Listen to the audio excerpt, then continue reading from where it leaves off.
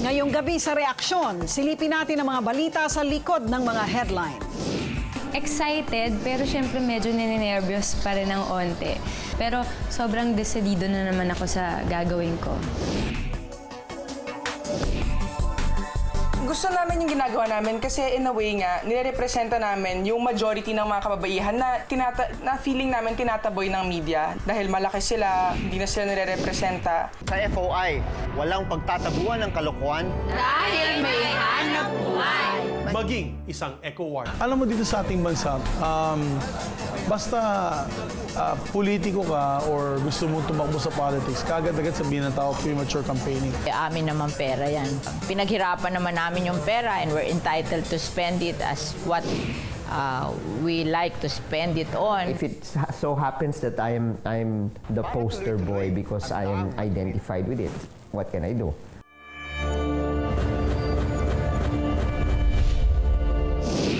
Itinampok namin dito sa Reaksyon ang paglalantad ni Abby Asistio sa kanyang kondisyon na kung tawagin ay alopecia areata o ang pagkalagas ng buhok. Karaniwan itong ikinahihiya at ikinukubli lalo na ng mga babaeng nakakaranas nito dahil sa takot na makutya.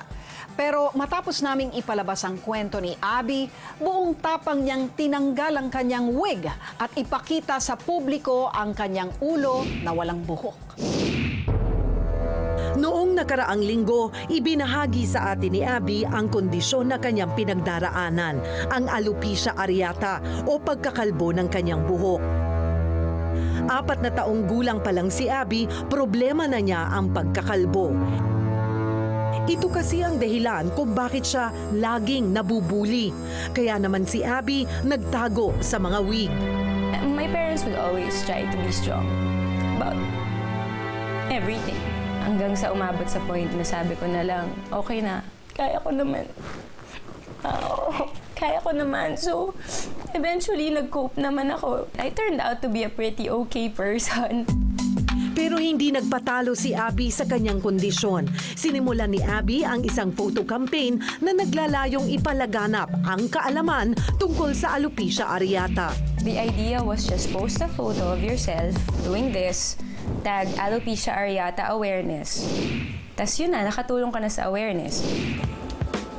Dito sa bar na ito, regular na kumakanta si Abby.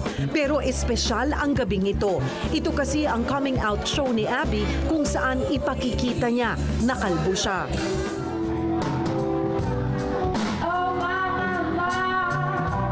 Excited, pero syempre medyo ninenervyos pa rin ng onte. Pero sobrang desidido na naman ako sa gagawin ko. Layunin ni Abby na magsilbing lakas at inspirasyon sa mga kapwa niya may alopecia. Kaya naman, naging katuwang na ni Abby sa kanyang kampanya ang National Alopecia Areata Foundation na nakabase pa sa Amerika.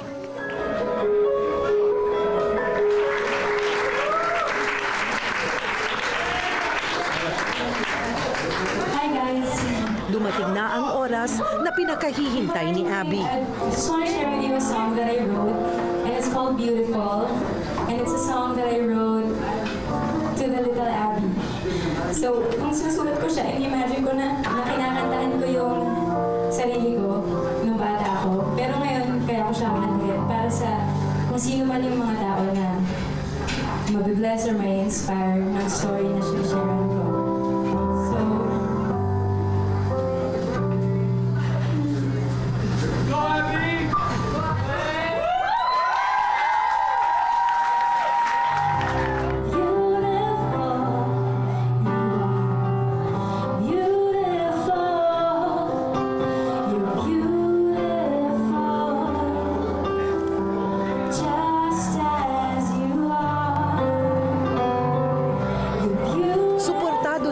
Ng kanyang pamilya at ng mga kaibigan mula sa music industry. Kaya naman kinaya niya ang nooy imposible niyang magagawa, ang ipagmalaki kung anuman ang kondisyon niya. It was very liberating. Parang hindi ko na naisip yung mga takot, yung mga pangamba, yung isipin ng ibang tao. It was more of feeling ko and alam ko kailangan ko itong gawin. And saya, napasigaw nga ako ng sabi ko, I'm Abby and I'm bald. Kasi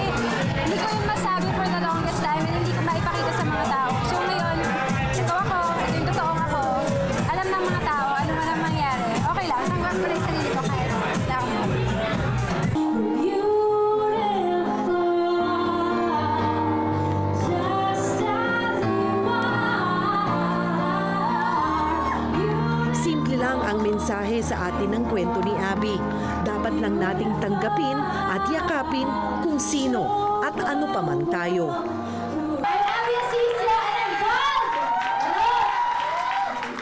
Ako si Cheryl Cosim, nag-uulat para sa reaksyon. Sa kabila ng extra large nilang katawan at triple digit nilang timbang, kayang makipagtagisan ng mga heavy gut sa larangan ng modeling.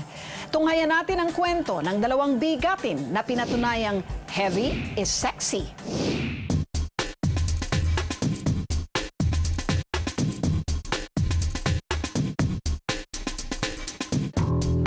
Ang pagmumodelo, hindi na lang daw para sa mapapayat dahil ang mga tinaguriang heavy gut o yung may mabibigat na timbang, may kay na rin pumarap sa camera. Kagaya na lamang ng 21 taong gulang na kambal na sina Stacy at Dana. Tinatawag silang mga plus-size models o mga modelo na nasa 14 pataas ang sukat ng katawan o extra large. Karaniwan kasi na sukat ng katawan ng mga modelo ay nasa 0 to 2 lang o extra small ang sukat.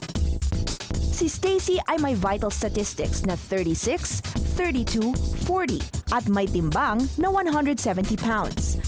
Habang si Dana ay 40, 34, 44 at may timbang na 200 pounds. Gusto namin yung ginagawa namin kasi in a way nga, nirepresenta namin yung majority ng mga kababaihan na feeling namin tinataboy ng media dahil malaki sila, hindi na sila nirepresenta.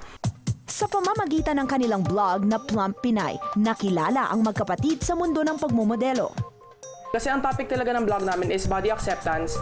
Pero gusto namin ipakita doon na pwede ka maging trendy, pwede ka maging fashionable kahit anong size mo. Taong 2010 nang unang mag-endorso sila ng mga plus-size na damit.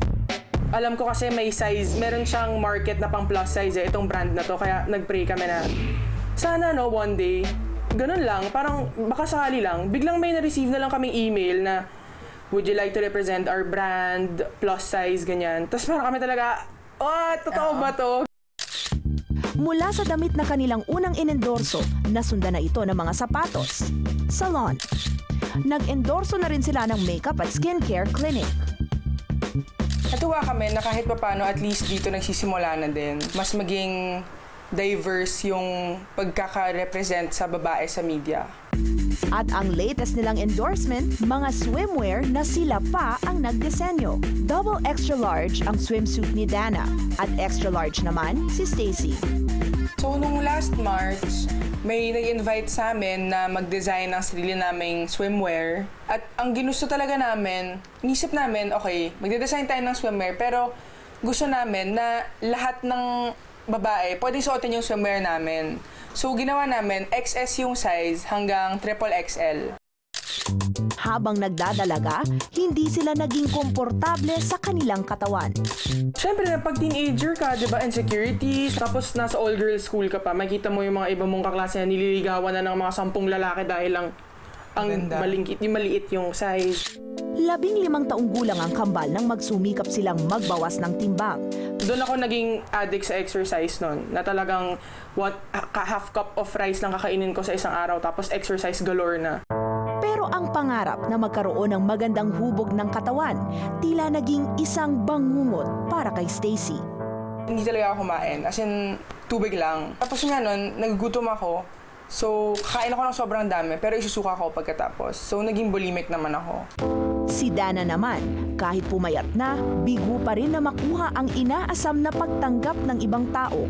Nung time na nag-audition ako, and I was super slim, papasok na ako doon sa audition room, tapos sabi nung caster, ay, hindi na, parang hanggang dyan ka na lang. Parang kaming dalawa, nagkaroon kami realization na ayokong maging kamukha ng lahat ng babae na nasa media. Ngayon, buong puso nilang tinatanggap at ipinagmamalaki na sila ay extra large. Life's too short to waste na mag-worry ka lang sa weight mo all the time. Ayaw naman namin na yung mga babae matakot na kumain dahil lang tataba sila or what. Gusto namin i-break yung idea na masamang maging mataba. Ako po si Cristina Lazo, nag-uulat para sa reaksyon. Sa FOI, wala pong magagawa ang COMELEC dahil po sa isang desisyon ng ating Korte Suprema na inalis na yung premature campaigning.